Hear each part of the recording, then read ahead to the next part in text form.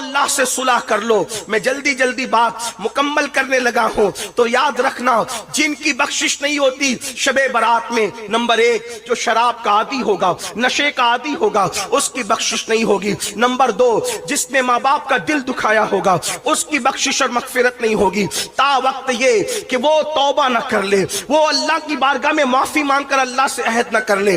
اس لیے جو ماں باپ کی نافرمانی کرے گا شب برات میں اس کی مغفرت نہیں ہوتی۔ آپ تو پورا چارٹ لے کر بیٹھے، صلاۃ التسبیح پڑھ لی ہے، کلمہ شریف پڑھ لیا ہے، درود شریف پڑھ لیا، جو پڑھتے ان کی بات کرتا ہوں۔ آج تو میری قوم پڑھتی بھی نہیں۔ شب برات کا مطلب پٹاخے پھوڑنا، شب برات کا مطلب رات بھر جاگنا۔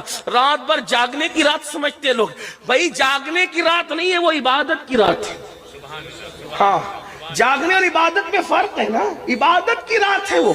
جاگ تو انسان ہوٹل میں بیٹھ کے بھی گزار سکتا ہے، انسان جاگ تو کھیل کود کر بھی گزار سکتا ہے، تو وہ عبادت کی رات ہے، عبادت کرو۔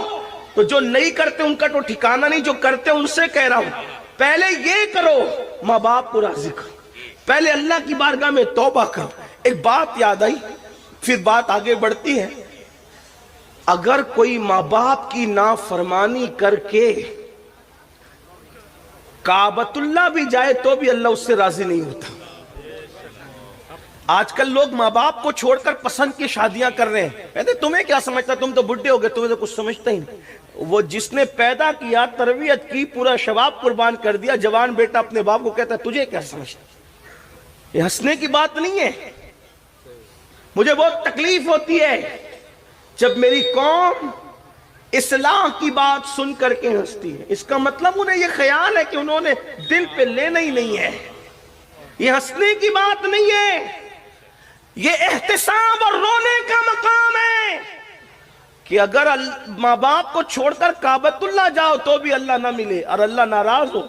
اس سلسلے میں فقیہ ابو اللیث سمرقندی نے ایک حکایت لکھی ہے، اس کو سنے دل کے کام۔ ایک اللہ کے ولی تھے، ولی کی بات کرو، میری آپ کی بات نہیں، اللہ کے ولی تھے۔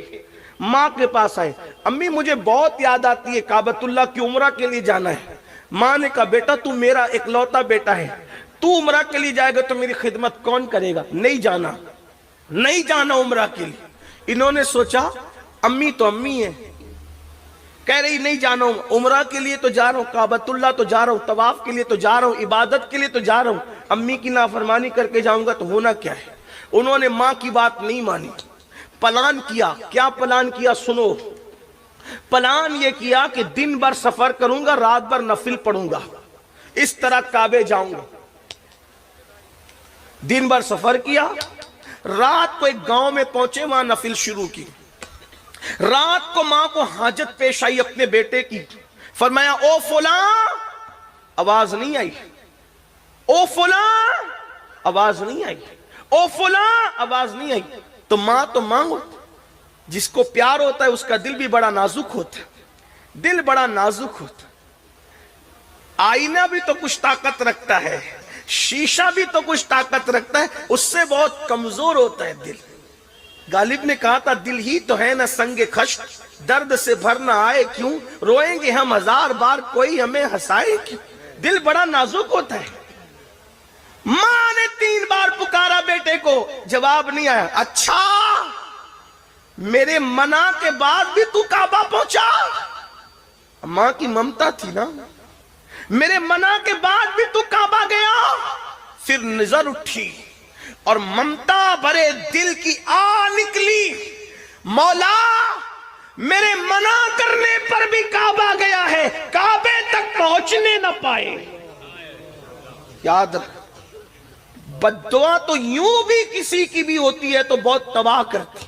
میرے آقا علیہ السلام فرماتے ہیں مظلوم کی بددعا سے بچو کہ اللہ اور